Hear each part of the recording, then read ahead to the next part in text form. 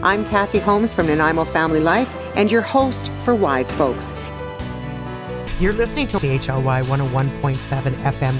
When you get to be a wise folk, you realize you can't know it all. We're all in this together. So let's have a conversation about issues related to the third stage of life. And a chilly Monday it is. The fog has rolled in. This morning I woke up to nothing but beautiful sunshine, and I was thinking, what an extension of yesterday and the day before. It felt like spring. You can see the primulas in the grocery stores and the little baby daffodils, and I'm so ready for spring and warmth. I just have to tell you, it's too cold for me. Today on the show, you're listening to Wise Folks, by the way, on CHLY 101.7. I'm Kathy Holmes. I'm your host, and on behalf of Nanaimo Family Life Association and the Nanaimo Senior Services Network, we're thrilled that you tuned in. My guest today is arguably one of the most brilliant women in our community. I think this chick rocks. Her name is Kix Citton, like cheetah, like cool, like pounce. She's fabulous. And she's the relatively new executive director of the Nanaimo Brain Injury Society. Welcome, Kix. Thanks for coming. How are ya? Wow, what an introduction. Oh my God. I'll take it. Thanks, Tabby. Every moment of it is true. You betcha it is. That was very kind, very generous. I'm thrilled to be here. Thank you so much for the opportunity. Well, I'm glad you're here. I know that there are a lot of things about brain injury that people simply don't know. In fact, there are a number of members of our community that may be walking around with a brain injury and really don't even know that they have one. So I thought the first thing we could do would maybe just sort of explore exactly what MBIS is and the kinds of services that you provide, and then we can dig down deep a little bit after that. Sounds great. Yeah, thank you very much. So NBIS has been in the community for 30 years. Oh, wow. 30 years. Yeah, so started as a grassroots organizations by families who had loved ones, children with acquired brain injuries. So in the 70s, they started to get together and talk about, how they could support their loved ones with acquired brain injury, because there really wasn't anything out there. Of course. And then kind of in the late 80s, NBIS got incorporated into a nonprofit organization and has been just serving this community, individuals with acquired brain injury and their families, for over 30 years. That's fantastic. So I'll just back up a little bit, because when I say acquired brain injury, what does that mean? Exactly. So it means that something has happened to your brain, an injury or an illness after you were born. We use the World Health Organization's definition of acquired brain injury. And, it's a little bit funny, but they say 7 days after you're born. If something has happened after that time to your brain, then we consider that an acquired brain injury. Oh, that's interesting. Yeah, it's different than a developmental disability or something, or something genetic or something that happened in the womb. So that's acquired brain injury. And that includes stroke, concussion that we're learning more about, traumatic brain injury. Someone has gone into an accident, a motor vehicle accident, something. There's trauma externally. It also includes brain tumor. Or, for example, we're thinking a lot about the opioid crisis right now. Of course. And when people experience an overdose, the lack of oxygen to their brain. So we look at those kind of injuries as well, at what happens when people have, near drowning as well. When you don't have that oxygen to the brain damage that can occur from that. So acquired brain injury is quite a broad umbrella, and at NBIS we serve everyone. Anybody. I'm just going to backtrack just a shade, because when we're talking about acquired brain injury, I'm curious, because a lot of the older adults in our community are finding themselves with early onset dementia and Alzheimer's. Is that considered to be a brain injury? Yeah. So it's tricky, right? Because all of these neurological conditions present very similarly. And so acquired brain injury isn't necessarily, it's not a disease process. It's Understood. often not degenerative. However, if you look at vascular dementia, we're learning more about the brain now, more than ever. Like we really don't know a whole lot. Yeah. And so you see the connections between potentially like a brain injury and then the process as people are living longer with a brain injury. Now with all the medical advancements, we're just seeing those repercussions as people grow older. Yes, of course. And how things are manifesting, and how things are compounded later on in life. So vascular dementia is potentially related to a previous stroke. Understood. So we're seeing kind of these connections, but again, so little is known about our amazing brain.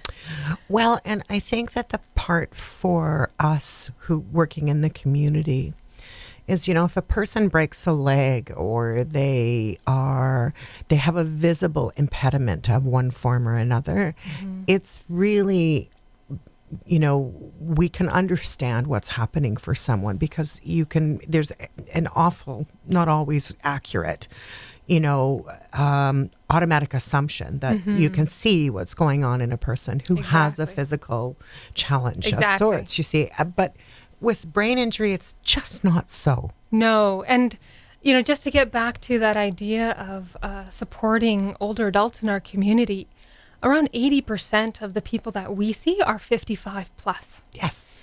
And often, it's not necessarily, sometimes the brain injury was missed at the beginning, or, they've done a really great job of coping and dealing with their injury as best as they can. And then things start to get a little bit more complex with the aging process. Sure. So, we're really there. We offer our free services.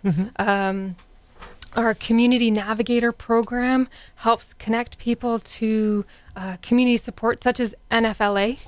Great. And all the amazing community organizations that are out there that people don't necessarily know about until they need to know. Of course. So we help navigate the health services. We're non-medical, but we work with the medical system, the healthcare system, to provide a continuity of care, because that transition from acute, or when you get your brain injury, if it's a traumatic brain injury or something, or a stroke, you kind of have your medical services are wrapped around you. It's quite an intense process going through the initial rehab.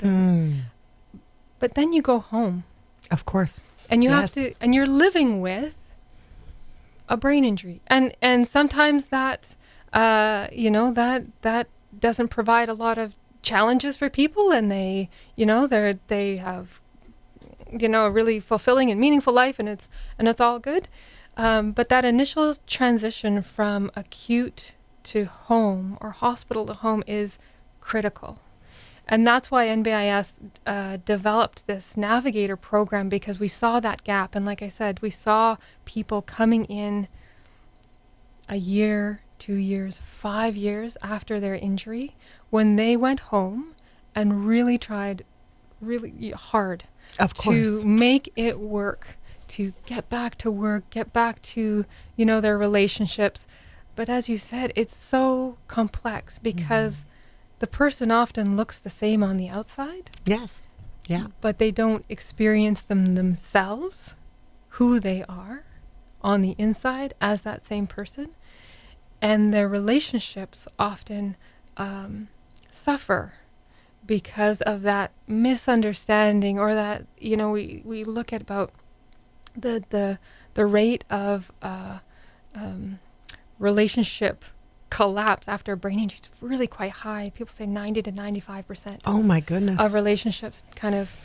So not only are you dealing with a brain injury, then you're dealing with socioeconomic changes, exactly. Relationship changes, exactly. Moving, I would suspect, for some people. Yes. And every brain injury is different. And that's the thing. And you may have, two people with the same injury, two people with, if they experienced a stroke, but how they live their lives and how they're moving forward from that injury can be very, very different, depending on who they are, their families, who they are in context to their life. I read something very recently. It's called I'm Still There. And the concept about it, or not I'm Still There, it's called She's Still There, I beg your pardon. One of the best books I've ever read. And it wasn't about brain injury by any shape of the imagination, but what it was a book about women being women again, in a sense of very often obstacles in life come in our way and we forget who we are. So it's just kind of that reminder. But the reason I bring this book up is that she said something that was really impactful for me.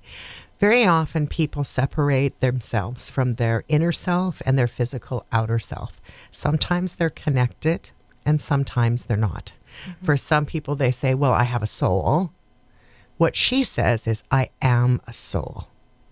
And the concept behind it being one entity, for a lot of people, it's not. I have my inside self and I have my outside self. I show what I choose to show, and the rest of it I keep within. But for brain injury, I would think that this would be incredibly impactful, because if we can look at people in the more holistic way and see that connection between inner and outer self, even further than what we have in the past, right? It might help bridge some of the issues when people are uncomfortable in their new lives after a traumatic injury. The soul is still the soul. We are still the same person. We may go about things much differently. What do you think about that? Well, I think you bring up a really great point, because I've seen it in my own family. My father had a stroke. Yeah. My cousin had a traumatic brain injury that she's no longer able to speak or walk on her own. Right. And what I've seen and experienced through their lives, and again, it's from this place of being family and being connected. So I don't speak for people with acquired brain injury. Understood. However, to me, it is a reckoning of that primary question that we all are faced with, hopefully at one point or another, of who am I? Yes. Who am I? Yes. And with a brain injury, it can be quite stark of that line. This is who I was before the injury, and this is who I am now. And how do I reconcile those changes and those differences? And often, the grief and loss that is experienced. Absolutely. If you can imagine. Yes. We all take that moment in our lives. We've all been through major transitions. Mm-hmm. And that transition of pre-brain injury and post-brain injury is it's really critical to have support through that transition, to be able to navigate the mental, emotional, physical, spiritual challenges and opportunities that come. Because when we are, from NBIS's standpoint, we take a strengths-based approach. Of course. Yeah.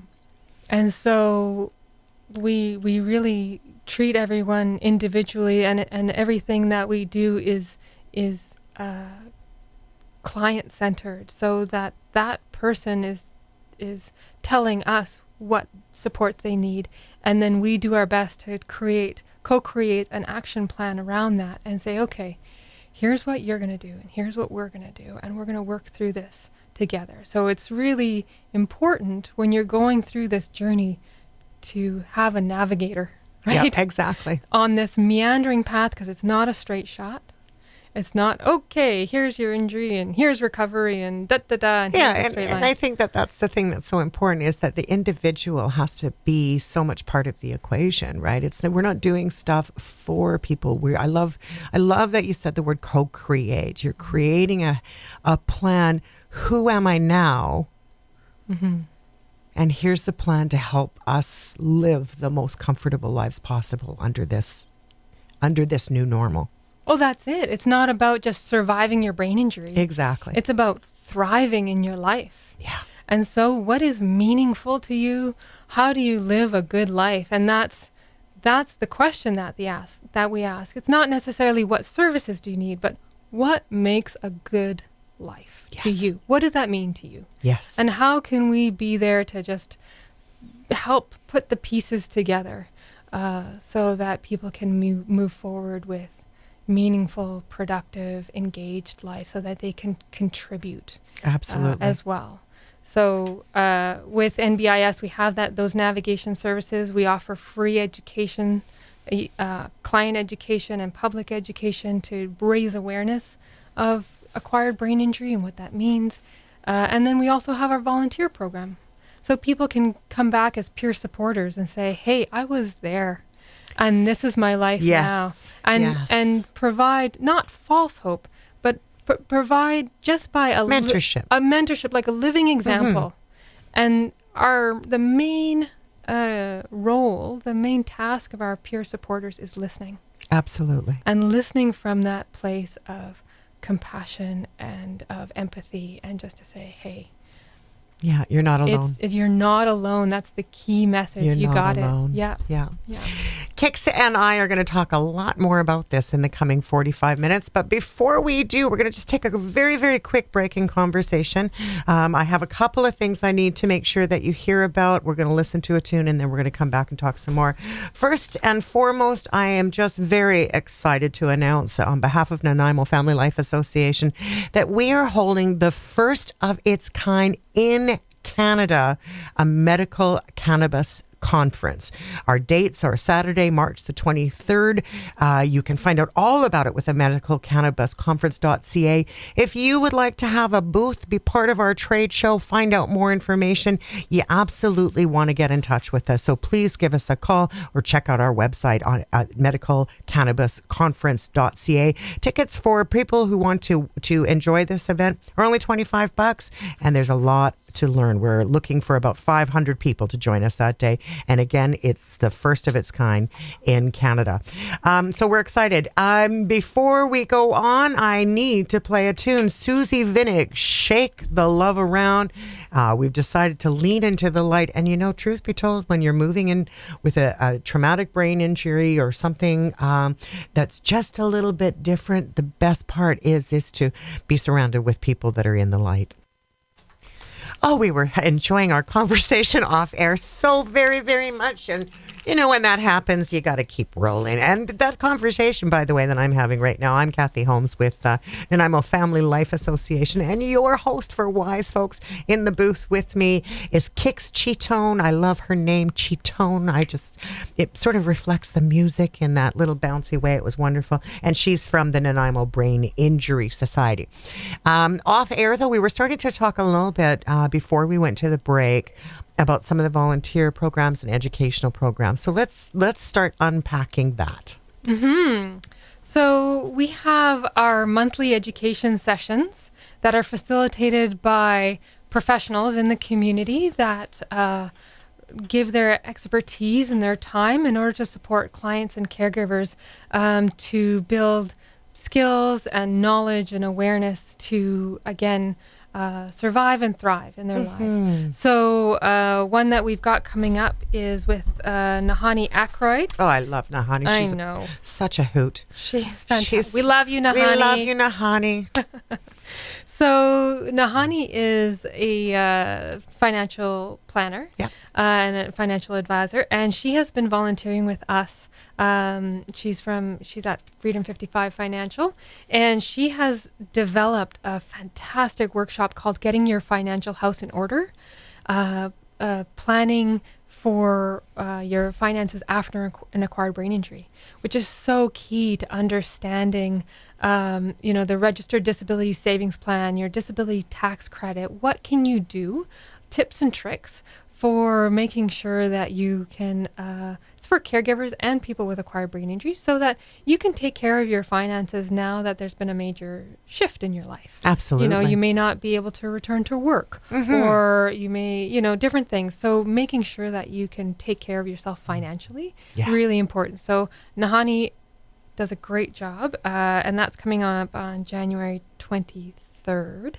And then we have our public education as well. So we're out in the libraries. We do our education out in community because we really believe in that our whole community is available to all of us, and that includes people with acquired brain injury. So we're all about claiming space. Absolutely. Right? And creating an inclusive community where community is safe and welcoming for all of us, no matter who you are or where you come from, or that we're all about that. So we have a really fantastic facilitator. Her name is Ashley Enwood. She's the director of care out at Bill's Place. She's a registered psychiatric nurse, and she delivers a free workshop in the evenings from 6 until 8 called Understanding Brain Injury. Oh, talk about the 1, 2, 3s. It's fantastic. Exactly. Yes. So she gives you all the information about what is acquired brain injury, what are the challenges, or what do people experience. She does a little bit of neuroanatomy, so it's really super interesting. And then the fantastic conversation that comes from that. So it's half presentation, half conversation. So people are able to bring their questions, either about themselves or about their loved ones or about their friends or family. This just happened to my friend, and I'm not sure, I want to support her with this experience. What do I need to know about loving and supporting somebody with an acquired brain injury? So Ashley is excellent at facilitating that conversation, and she's there to field those questions. And what we find in our educational workshops is kind of the informal peer support that happens. Oh, absolutely. Because you have other people who are asking those questions, and then you're like, oh, that's my question, and being able to hear that, being able to connect with other people who have similar experience. But I think it also normalizes things for a person. When you can see or meet someone who may have already gone down the transitional road and is living quality life after something unexpected happens.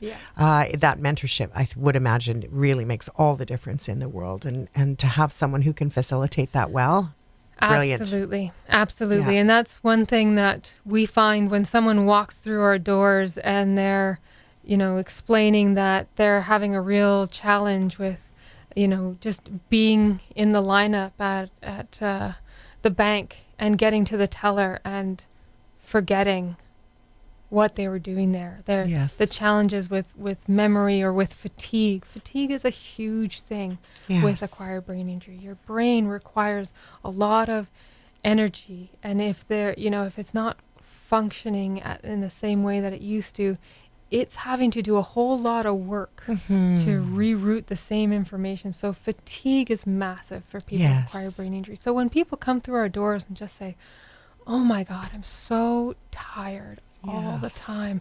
I can't, my emotions are all over the place. And, I'm standing there in the lineup, and I feel like people think I'm stupid because I can't remember while I was there. And the message that we give them is that, you know what? You're not special. Yeah. This is completely normal. normal. Yeah. This is normal. Your brain is doing its very, very best to deal with all these things coming your way, whether it's trying to, deal with the lights or the sound or focus on the conversation. That's a lot of work. So what you're experiencing is absolutely a common experience with brain injury, and you've come to a place where we understand that. Yes. And so many times people come through their door and they just start crying. Yeah. Because it's such a relief. Yes. to walk through the door and feel like, oh my God, you get it. Yes. Yeah. Yeah. And just that in itself, to hold space for someone so that they can feel a sense of belonging, really makes a difference. It really does. Yeah. And, I've worked with, through Nanaimo Family Life Association, we have clients who are older adults in our community that do experience brain injury. And a commonality is the overwhelming stimuli that happens, So, I was so glad when you brought up light. Smell for some people is really challenging. Are there, and I recognize everybody's different. I do. I understand that entirely. But are there some things that are indicative for most persons who acquire a brain injury? Well, yeah, again, everyone's different. Yes. But there are those common experiences, as I said, fatigue. Yes. So, managing your energy. Learning that, maybe prior to your brain injury, you could do the shopping and go pick up the kids and, maybe you had like 7 things to do in a day.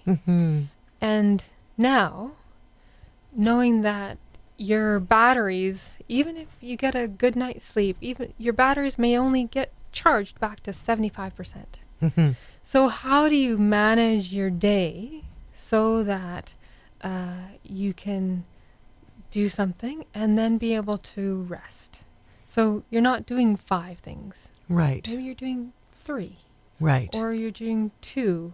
Or I've heard people say, if I've got a big social event that's coming up, my daughter's birthday is coming up in a couple days, I know the day before I'm going to keep it really quiet. Yes. So And you can give yourself a little... Yeah, just to a little backup. Exactly, just to kind of rest and relax and making sure that my nervous system is calm and relaxed.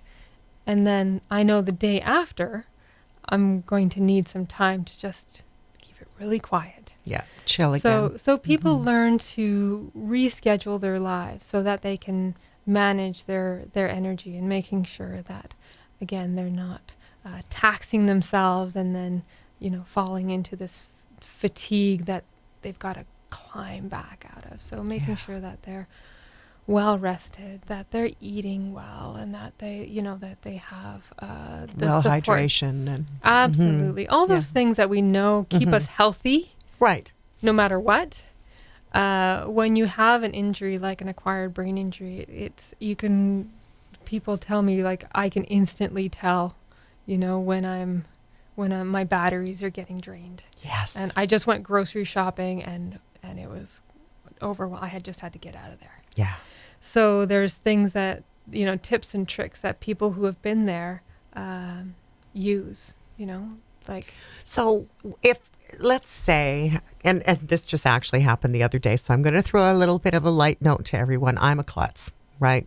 I am absolutely 100% fine on the water. Those who know me know that I sail. No problem on the water. I do not crash. I'm pretty good. But land is a whole different animal.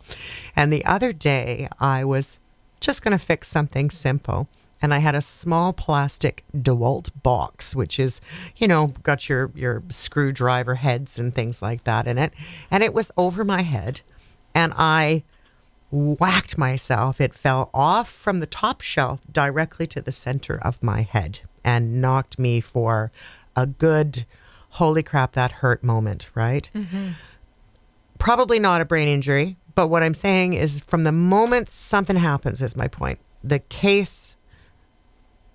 person is diagnosed with concussion or brain injury or something, and they have gone through the medical system and they're doing everything that they can. They finally decide they need help, and they decide to give you a call.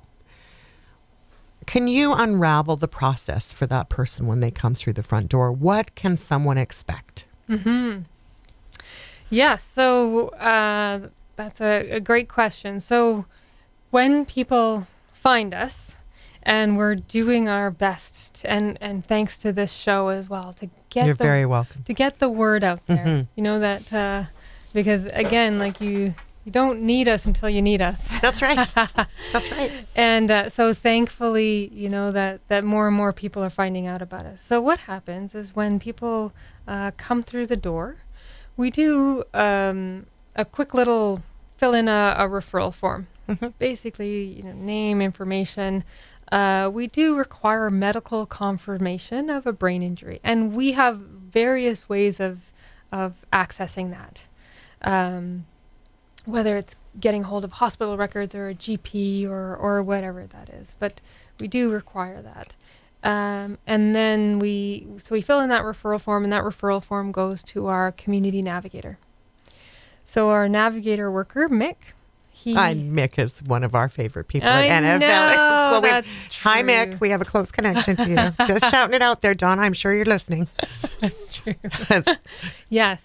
So, you know, great people in our community are often well loved in many different organizations. No kidding.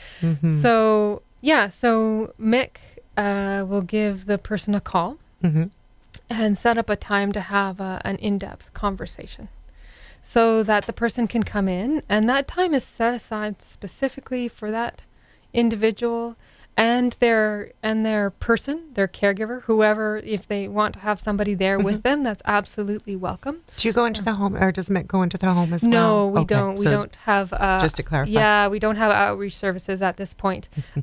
We do support over the phone as well. If we can meet needs over the phone, we will do that. Absolutely. And we find having that face-to-face conversation, a lot comes out of that. So Mick will go through a bit of a needs assessment. What's going on in your life? You know, where are you finding challenges? And then through that process, they co-create an action plan. Wonderful. And in that, you know, sometimes there's more in-depth work for Mick to do. He you know, does the legwork, helps people out with forms, gets them connected. We do that kind of a warm handoff to other organizations such as NFLA or Nanaimo Citizen Advocacy, which do fantastic work with helping people with their person with disabilities applications. So Mick is really well versed in community organizations and the services out there, and we're always learning more. So community services or medical or legal services, whatever needs to happen. So through that action plan, we help support the person, and then they also access services through us. We have a coffee drop-in, peer support programs, our education, so they could get connected with the things that we offer at Nanaimo Brain Injury Society. So they go through that process and they get involved. People get involved with us, and then Mick also does a follow-up. So about 3 months afterwards, we follow up with people and just to check in and say, hey, you know, like, how's it going now? So that you know, sometimes people don't know what they're going to need after the fact. So we just check in with people as well. Yeah, absolutely. So just out of curiosity, we're going to take another break in conversation here in just a moment, but could you, and I won't throw you under the bus, I'm not looking for stats, but you know, how chronic is brain injury in our community? How do we see a lot of it here? Well, if you can think of our population is about 100,000 people here in Nanaimo, and there's a lack of research around acquired brain injury. So often we rely on the statistics from the United States because they are much more sophisticated and in-depth and have committed to tracking acquired brain injury. But we do have some information. So about 4% of the population That's a lot of is people living with acquired brain injury. So think about 4,000 people here in Nanaimo. That's a ton. Approximately 60 new cases per day. Wow. In the province. Wow. So, yeah, if you think about 22,000 cases of serious brain injury every year in BC. And just to give you an idea of what that is that acquired brain injury in Canada is 44 times more common than spinal cord injuries, 30 times more common than breast cancer, 400 times more common than HIV/AIDS. So Wow. so in fact, brain injury occurs at a rate greater than all the known cases of multiple sclerosis, spinal cord injury, HIV/AIDS, and breast cancer per year combined. My goodness. And think about how much we hear about MS and HIV and breast cancer and all the events and things, which I'm not knocking. I think that's fantastic. Oh, understood. Of I hear all you. the work that has gone Yeah. into raising awareness. Absolutely. But brain injury occurs at a greater rate than all of those combined. And so that's why we call acquired brain injury the silent epidemic. Mm-hmm. Because we just aren't talking about it. We just don't have the research, the statistics. Do you think it's changing now that mental health is becoming more on the scope of conversation than it ever has been before? Yes. And we're working really hard. And I know you were at our community symposium last November, where we brought together 140 people to talk about the concurrent issues of brain injury, mental health, and substance use, because these things often dance together. Of course. Yeah, it's a triage of... Yes. Yeah, and so we're working... Triad, I mean. We're working really hard to make sure that when people have, are with an acquired brain injury, are also experiencing mental health and substance use, that they're treated in a holistic way, because often these conditions are siloed. If you have a brain injury, you're over here. And if you have mental health, then you're over there in a different part of the medical system. So we're working really hard to make sure that people with acquired brain injury who also have mental health challenges, who are also struggling with addiction, can access those services along with support for acquired brain injury. So it's not just take care of your brain injury and then we'll take care of the mental health. That these things all work collaboratively together to find the right. Exactly. And we know from the research, it's Canadian research, that 53% of the homeless population has an acquired brain injury. So if we think about all those folks that we know, that we're in tent city and are dealing with homelessness, they also have an acquired brain injury, half of them. And so traditional service models where the burden is on the person to, okay, here's this service, here's that service, you need to go to this appointment, you need to go to that appointment. When you have a brain injury and that is affecting your memory function, you've got extreme fatigue, you're also dealing with the anxiety, and your brain injury may not even be diagnosed. Absolutely. It's something that happened earlier in your life. And missed. At the beginning of the hour, we talked about that 7 days, anything after 7 days. And I suspect that many of the symptoms that happen through early life are misdiagnosed, and, people are labeled to have other cognitive function disorders that may not have anything to do with the true issue, which is often a brain injury. We're going to take a short break in conversation. You're listening to Wise Folks on CHLY 101.7 FM right here in beautiful Nanaimo. Again, a reminder that Nanaimo Family Life Association is very, very proud to let you know that we are offering the very first older adults medical cannabis conference that's going to be here at our convention center on March the 23rd. Please go ahead and check out the website medicalcannabisconference.ca for more information. Tickets are available and will be selling out fast, so we encourage you to get your tickets as soon as possible. Back to the music with Susie Vinnick, Shake the Love Around.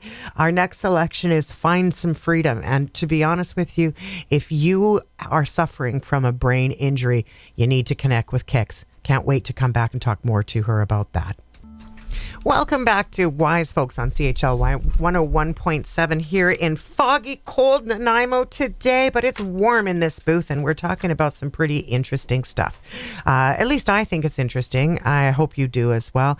Kix Citton. I almost said it wrong that time. And for anybody who knows me well, they know I screw up names often and have to write things up phonetically. So my giggle of the day is I didn't screw that up too badly.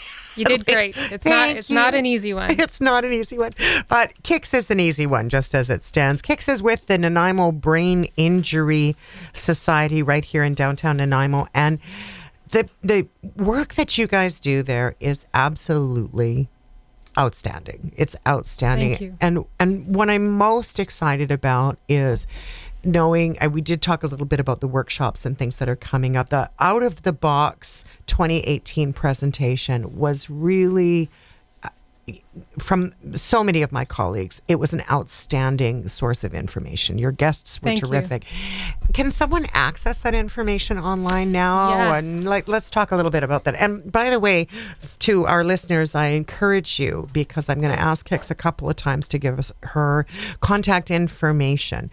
So please make sure your pen is handy for when we go to that part towards the end of the show. But, again, so that's cool stuff. Let's talk about that that symposium. Yeah, so the 2018 Symposium Out of the Box was a collaboration between Island Health, March of Dimes, Vancouver Island University, the BC Support Unit for Patient-Oriented Research, People First Radio, and Nanaimo Brain Injury Society. And so we brought together a diverse audience of 140 community members, everyone from people with acquired brain injury, their family and friends, along with healthcare providers, medical practitioners, community service organizations. We had mental health program students from VIU. We had researchers come together. And we focused on mental health, brain injury, and substance use in terms of getting the story out there. So we had, first of all, we really wanted to look at best practice. And so we looked to an Indigenous perspective. So Courtney Dufresne from First Nations Health Authority presented on a holistic approach to care. And so looking at the person in the context of their community, looking at the person through the life cycle. So we really wanted to focus on that holistic approach as best practice. Absolutely. Because, so often we're siloed and, we kind of we're not able to be a whole person and be treated as a whole person in traditional models of healthcare. Yeah. The patient, it's not necessarily, it's changing, but it's not always patient-centered as much as it is system-centered. Yes. So First Nations Health Authority kicked us off, and we also opened the day with a prayer from Penny Seward, Nanaimo elder. And so that really set the tone of how do we come together as humans, as human beings. And then from there, we heard personal stories from people with lived experience. Yes. So people who have lived through an acquired brain injury and moved through the recovery, and what does that look like, along with, a family member who talked about her experience as well. We heard from Island Health. We were super excited to have Island Health represented there and be able to speak quite candidly about mental health services and brain injury services and the gaps that they acknowledge are there. Yeah. And along with community service provider Janelle Brice-Biagioni, who has been working in brain injury for the last 35, 40 years and really looking at what is needed in terms of early intervention and how to support people early on in their recovery so they can survive and thrive. So all that information is up on our website. So now's the time when the paper and pen is required, because you're going to want to write this down. It's www.nbis.ca. So NBIS, Nanaimo Brain Injury Society. So nbis.ca. We have a new website. We're really proud of it. So we encourage everybody to go on there. That's where all our education information and our stuff about Community Navigator and our peer support programs. And you'll find everything from the symposium, presenter slides, fantastic podcast that Kevin Midbow from People First Media created. Excellent. He does an amazing job. Well, he is also with CHLY, He so is, we yes. love him. He's fabulous. So those podcasts that he made from the audio of all the presenters were aired on People First Media, and now those podcasts are on our website. Fabulous. Under knowledge and information. So just go to 2018 Symposium. You'll find the podcasts. You'll find the slides. You'll find the recommendations that have come out of that event, because what was really important for us is to bring everybody together, bring all these the diverse stakeholders together to have those conversations about what needs to change. And really, we asked the question, what needs to change to improve health and well-being of people affected by acquired brain injury, mental health, substance use, and concurrent issues in our community?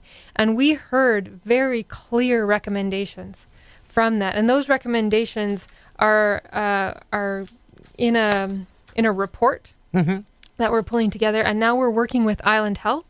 We're working with the Mental Health and Substance Use Quality Council.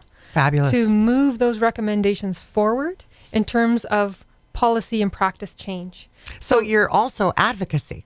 So NBIS is also working to help make changes in the system. Yes, absolutely. Wow. Because we can't, it's not just about providing more and more services. No. We look at the upstream effects and say, what actually needs to change here? And it's not just within our own, we look at that within our own organization. Are we being effective? Are we, who's not coming through the doors? What are the populations that we're not seeing? Yeah. How do we acknowledge those barriers and go out into community and not just expect people to come in through our doors? How do we get on other people's bandwagons? How do we involve ourselves in the community so that we're building healthy communities on from every different perspective? So we really believe in that partnership and that integration and looking at how can we collaborate with others so that we're not competing against each other. It's like, oh my gosh, there's so much crossover. Absolutely. And so we're working, we're so grateful to have champions now through this collaboration in Island Health who say, oh my gosh, I hear you. Yes, this needs to change. We hear the community. And let's move this forward. And we couldn't do that without our partners within Island Health, because it's true. Everything that we do when we're working, I believe in the stone soup mentality, right? Everybody brings something to the table. And when we bring something to the table and collaborate effectively, there's, oh my goodness, so much that can be done without having to reinvent the wheel. Unfortunately, our time is just doggone near up. It just makes me so We're just sad getting into we're it. just getting started, which tells me that we get to have another visit from you, I hope, on our show. I really look I'd forward love to you to coming come back. back. It would Thank be you. Yeah. such a treasure. You bet. But before we close this off, we've only got another minute or so, but before we close off, a couple things have to happen. Number one, I invite you to give the contact information one more time. And number two, this is called Wise Folks because what we try to do is, relay a little bit of wisdom, right? Leave something as a legacy behind to think about or mull over or, So my question for you is, what's your biggest takeaway? So you've been with NBIS for a while now. What have you learned from this that you think we need to imbibe on our community? What a great question. I think that the people who come through our doors, to me, have taught me so much about courage and resilience. Beautiful. And to know that we are not alone. Oh, yes. So this is my message, is that, whether you're a person who has experienced an acquired brain injury, or whether you're a friend or a family member, please get in contact because you are not alone. And we don't have all the answers, and acquired brain injury is complex, and navigating through the healthcare system and community services is complex. So just know that you're doing the best you can, and we acknowledge that, and we are here to offer whatever support we can, but you are not alone. And the other piece is that our differences are our strengths. Oh, indeed. So that, because you are experiencing the world from a different perspective, that your cognitive function is maybe different from what we see as the mainstream, but how you see the world is also a gift. Absolutely. And that your gifts are something to be celebrated and explored and shared. And you matter. And you matter. We have a little postcard that we use in schools. We also go into schools and to teach Concussion 101. Mm-hmm. And we have a little brain postcard, and it says, "I matter," yes. Which is kind of a play on like brain matter. Yeah, absolutely. But the idea is that you matter. Yeah. And that we really want to support a community where neurological health is nurtured, and that everyone is able to engage in active citizenship. So that's our mission. So much. And it's definitely the best mission ever. Once again, your website is www.nbis.ca. You can also call us at 250-753-5600. We'd be happy to hear from you. And you definitely want to check her out, because I'm not kidding. I hope that you found that she was as inspirational as I find. I love that the work that the NBIS is doing and Nanaimo Family Life Association. Collaboration for us means working together with all the nonprofits, and we're so grateful. We love NFLA as well. And we love you guys. So Thank you so much for tuning in. We'll see you. We'll have a listen and a chat with you next time on Wise Folks. Don't forget, 1 o'clock on Mondays. Bye for now. Thank you.